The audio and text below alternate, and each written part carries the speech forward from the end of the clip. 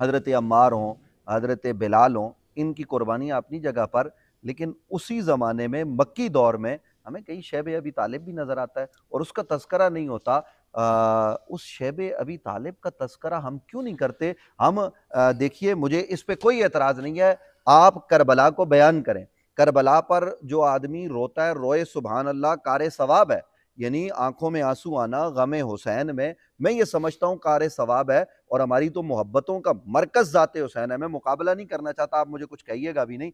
लेकिन ऐसा मुफ्ती साहब क्यों नहीं है कि वहाँ इमाम हुसैन पर सख्ती हो तो हमें रोना आ जाता है। और इमाम हुसैन ज़ाहिर है नबी अलैहिस्सलाम की जान है, लेकिन खुद नबी पर सख्ती हो और वहाँ शैब अबी तालिब की घाटी में 1-2 दिन नहीं, 3 साल खाना ना मिले, उसको कोई बयान नहीं करता, और बयान भी करते हैं तो हम यूँ गुज़र जाते हैं। इस बाब में भी ज़रा आप कुछ कलाम फरमा दें आज। देखें, यहाँ पर भी मैं समझता हूँ कि या तो जानबूझकर कुछ लोगों की मुनाफ़िक़त होती है इस हवाले से, या फिर हम ऐसे माहौल में ऐसे ढल चुके हैं कि हमें इन चीज़ों की तरफ तवज्जो और ध्यान नहीं है, यानी उम्मत की तवज्जो नहीं है।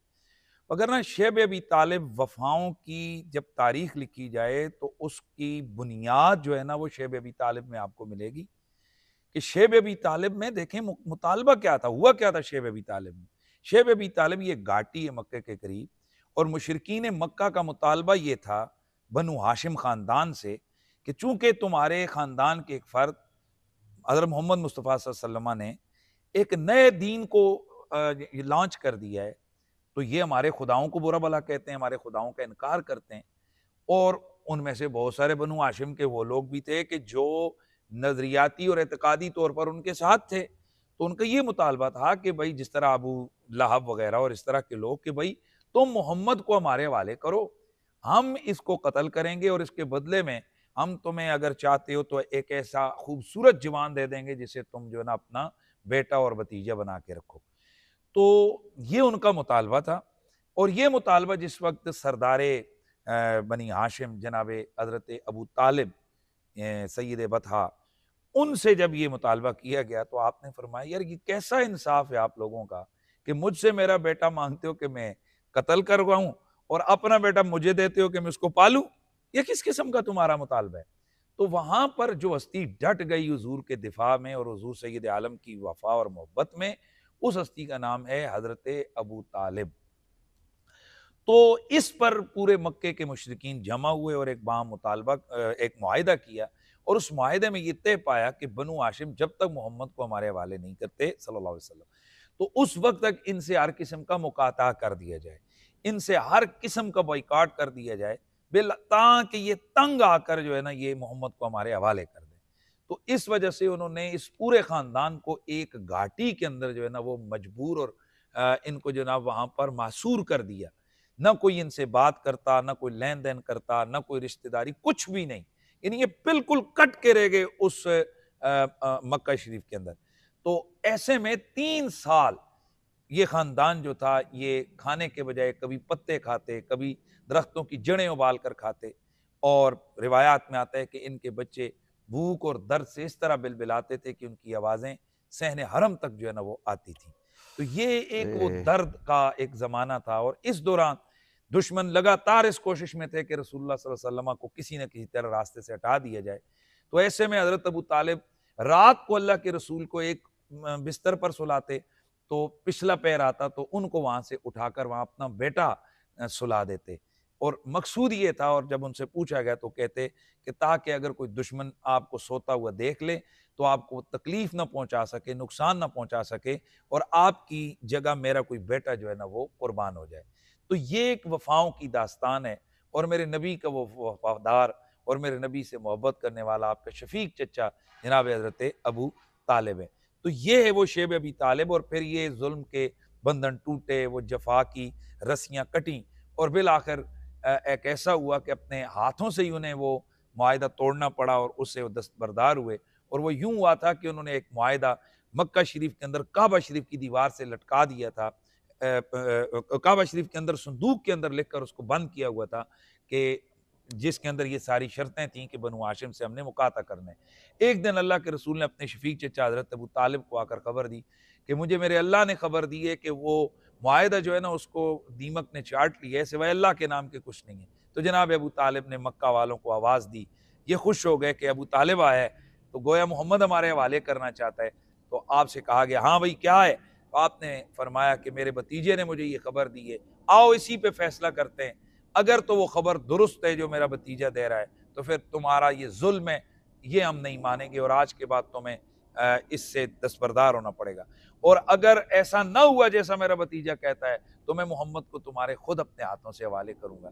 यहाँ पर हजरत अबू तालिब के ईमान की वो सच्ची यकीन था कि जो मोहम्मद कहते हैं वो होता है और वैसा ही होगा। और दुनिया ने देखा और उन लोगों ने जब देखा, संदूक को खोला तो जैसे हुजूर ने खबर दी थी वैसे ही था। यूं उस शेब अबी तालिब के जुल्म और जफा की वो जो दास्तान थी उसका खात्मा हुआ। तो यकीनन हम उन हस्तियों को भी सलाम अकीदत पेश करते हैं जिन्होंने उस वक्त रसूलुल्लाह का साथ दिया। तो ये जिन हज़रात को ख़ानदान बनु हाशिम की इज़्ज़तों के हवाले से परेशानी होती है कि हुज़ूर ने उनकी अज़मतों को क्यों बयान किया, इनकी शफ़ाअत हुज़ूर सबसे पहले क़यामत वाले दिन क्यों करेंगे, या फिर ख़ानदान बनु हाशिम की जो प्रोटोकॉल है कि इनको माल का मैल भी इन पर नहीं लगता, तो ये क्यों है? तो वो लोग ये देखें कि यही वो लोग थे कि जिन्होंने रसूलुल्लाह से उस वक्त वफ़ा की कि जब पूरा मक्का और पूरा शहर रसूलुल्लाह का दुश्मन बना हुआ था। तो मैं आपसे भी पूछना चाहता हूँ कि वैसे आपको कैसा लगा वो बंदा कि जिसने पूरे लोगों से टक्कर लेकर हुजूर की ढाल बना, जिसे जनाब अबू तालिब कहा जाता है। मैं यही कहूँगा कि ईमान कुफर की बातों से निकलें।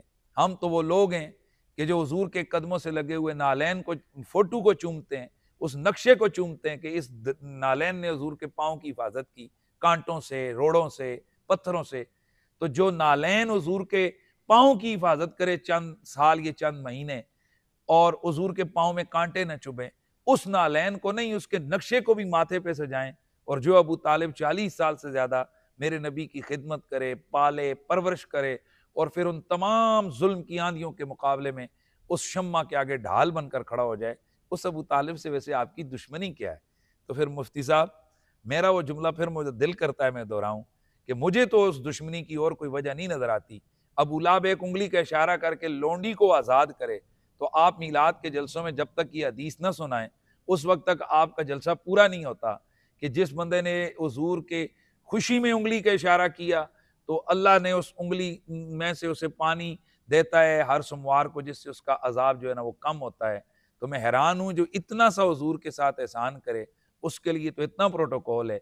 और जो 40 साल पूरे खानदान को रसूलुल्लाह पर निछावर कर दे, अपना तन मन धन माल कुर्बान सब कुछ कर दे, उसको आप अभी तक जहन्नुम में लेकर फिर रहे हैं।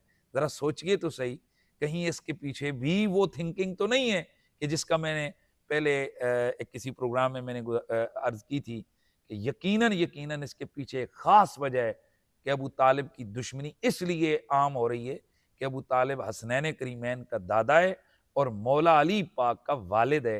तो चूंकि किसी की डायरेक्ट जुरत तो नहीं है कि हजरत अली और हसनैन करीमैन के वाले से ज़ुबान को जो है ना वो खोले, तो मैं समझता हूँ कि अपना अंदर का हुसड़ और बुग़्ज़ निकालने के लिए और आग निकालने के लिए वो टारगेट करते हैं जनाब हजरत अबू तालिब को।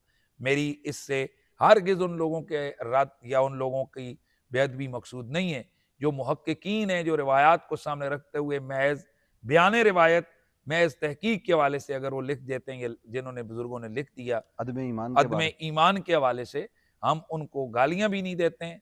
बेशक मेरा नजरिया ईमान अबू तालिब का है, लेकिन हम अदम ईमान रखने वालों को ना काफिर कहते हैं, ना मुशरिक कहते हैं, ना उनको गालियां देते हैं।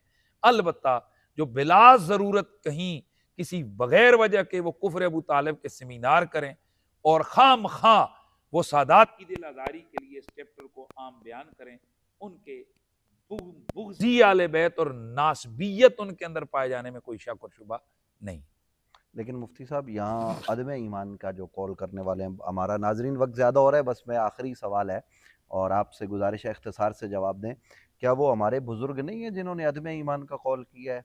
और कोई आदमी अगर उन पर तान करे और कहे कि जो अबू तालिब को, देखें दोनों तरफ की बात होनी चाहिए, जो जनाब हज़रत अबू तालिब को, जैसे आपने फरमाया आप ईमान के कायल हैं, तो हम भी हज़रत अबू तालिब के ईमान के कायल हैं, मुझे आप कहीं दूसरी सफ़ में न खड़ा करें, लेकिन ये सवाल करना तो बनता है ना कि वो लोग जो स्टेजों पर एक तरफ तो बिला ज़रूरत कोई सेमिनार कुफ्र अबू तालिब करता है तो वो उस पर तौमतान करें, और दूसरी तरफ बिला ज़रूरत कोई आदमी जो है ना वो ये कहे कि जो अबू तालिब को मुसलमान ना माने, हम उसको मुसलमान नहीं मानते। तो ऐसे लोगों के बारे में भी आपके यहाँ से देखें पैगाम। देखें बड़ी वाज़ेह सी बात है। मेरे इस हवाले से बहुत सारी दफ़ा मेरी वज़ाहत हुई है। मैं कई स्टेजेस पर मैंने ऐसे नात ख़ानों को दौरान कलाम पढ़ते हुए मैंने रोका है। कई खुतबा अगर किसी ने मेरे सामने बात की है तो हमने उसको वहीं पर ख़ामोश करवाया है। बात ये है कि ये एक तहकीकी मसला है और इसके हवाले से उसी तरह रिवायात मौजूद हैं जिस तरह नबी अलैहिस्सलाम के वालिदैन के ईमान की बाबत रिवायात मौजूद हैं। अब जो लोग रिवायात के हवाले से बयान करते हैं, और ऐसा तो पूरी अकाबरीन उम्मत का मौजूद है, अब उनकी तकफीर करना मैं समझता हूँ ये बहुत बड़ी ज्यादती है। और ये जाहिल किस्म के नकीब, जाहिल किस्म के शायर जो आजकल हमारा ये भी अलमी है कि हर गली मोहल्ले में हर जो है ना उठता है और कोई लोग शायर बनते हैं जिनको ना उरूज का पता, ना बदी का पता, ना मानी का पता, ना काफिए का पता, ना सजा का पता, कुछ पता ही नहीं है शायरी का। वो उठते हैं और वजन इधर उधर से मिलाकर तो वो शायर बन जाते हैं, और फिर उनके उन लायानी और बेवजन शेरों को उठाकर बाज जाहिल नात खान या जाहिल खतीब उनको सिर्फ लोगों की वाह वाह करवाने के लिए या कुछ थोड़ा बहुत माली इमदाद के हवाले से वो उनको पढ़ते हैं। तो मैं समझता हूँ ये रवैया बिल्कुल गलत है। आप मोहब्बत अबू तालिब की बात करें, आप बिला शक, मैं भी करता हूँ, दलाइल दें ईमान अबू तालिब पर, आप हजरत अबू तालिब की खिदमात को बयान करें, उनके इश्क को बयान करें, उनकी मोहब्बत को बयान करें। मैं कहता हूं किसी की जुर्रत क्या है कि जो इस हवाले से जो है ना वो बात करे। लेकिन आप खुदारा दूसरी तरफ आप ये फतवेबाजियां ना करें कि इस तरह फिर बड़े बड़े अकाबरीन, मुफस्सिरीन, मुहद्दिसीन कोई भी नहीं बचेगा। तो ये बेहतियाती हमारी अंदर जो हो रही है इसको नहीं होना चाहिए। कम अज कम जो हमारे सुनने वाले हैं हम उनसे ये गुजारिश करेंगे वो तो कम अज कम इस चीज से बिल्कुल दूर हो जाएं, इज्तनाब करें, और ऐसे कलाम का इंतखाब भी ना करें कि जिसमें किसी वाले से दूसरी तरफ तान है। अलबत्ता ऐसे लोगों का अगर कोई रद्द करता है कि जो बिला जरूरत कुफर अबू तालिब के सेमिनार करते हैं तो उनको रगड़ा दें, इनके नासबी होने में कोई शक नहीं है। बहुत शुक्रिया मुफ्ती साहब किबला आपका। नाजरीन, आपने सुना कि किस खूबसूरत अंदाज में इब्तिदाए इस्लाम की शख्सियात का तस्करा भी हुआ, उनको हमने याद भी किया। हमें याद रखना चाहिए हमारे ख़ानदान का कोई बुज़ुर्ग कुर्बानी देने वाला, हमारे ख़ानदान को खड़ा करने वाला, उसको हम याद करते हैं। तो जिन शख्सियात ने इस्लाम के लिए कुर्बानियाँ दी इब्तिदान, उन्हें याद रखने में कोई हर्ज नहीं है। और जनाब हज़रत अबू तालिब के हवाले से भी आज हमारी गुफ्तगू शब अबी तालिब के बाब में हो गई, और मुफ्ती साहब ने ये बात बता दी है कि हम उनके ईमान के कायल हैं, और ये अहले सुन्नत व जमात में एक इख्तिलाफी मसला है। जिन बुज़ुर्गों ने अदम ईमान का कौल किया और जो अदब व एहतराम के दायरे में रहते हुए, और जिन्होंने अदम ईमान का कौल किया उन्होंने भी अदब और एहतराम से किया है। तो उस दायरे में रहते हुए अगर कोई आदमी अदम ईमान का कौल करता है तो उस पर कोई तान नहीं है। लेकिन जो बिला ज़रूरत और फिर कुफ्र कुफ्र की रट लगाए, तो ये सादात का भी दिल इससे दुखता है, इससे हज़रत मौला अली का दिल भी दुखता है, हसनैन करीमैन का भी दुखता है, और यकीनन रसूल खुदा के वो देखें, ये चचा है। हमारे बुजुर्ग हैं अल्लामा नईमी रहमतुल्लाह अलैह, उन्होंने लिखा है कि ये नबी अलैहिस्सलाम की तबई अजियत का बायस है। तबई यानी जी, इसमें हुजूर की तबीयत में मलाल आएगा। तो बिल्कुल जरा दुरुस्त। सोचें कि एक अफसर या एक बुजुर्ग की तबीयत में मलाल आए तो क्या भामड़ मच जाएगा, तो रसूलुल्लाह की तबीयत में मलाल आए तो आप कैसे रह सकेंगे और बच सकेंगे आप। मैं यही अर्ज़ कर रहा था नाज़रीन कि रसूल अकरम सल्लल्लाहु अलैहि वसल्लम को भी इससे अज़ियत होती है। तो हम या तो आप सुकूत करें, और अगर आपने अदब ईमान का कोई कौल करना है तो उस दायरे में रहकर करें कि जो दायरा हमारे बुज़ुर्गों का है, और ईमान का कौल नहीं करना तो ना करें, लेकिन कुफ्र कुफ्र की रट भी ना लगाएं।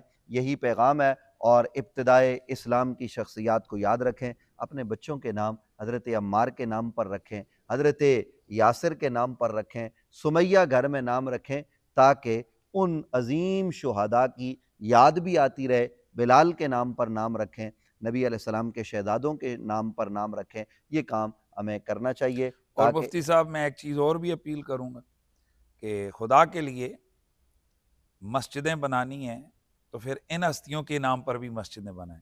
मैंने इसी वजह से इस्लामाबाद में एक इदारा खड़ा किया है, जामिया अम्मार बिन यासिर के नाम से, सुभान अल्लाह, ताकि माशाअल्लाह। हमारी मोहब्बतों और अकीदतों का इजहार इस तरफ भी हो जाए।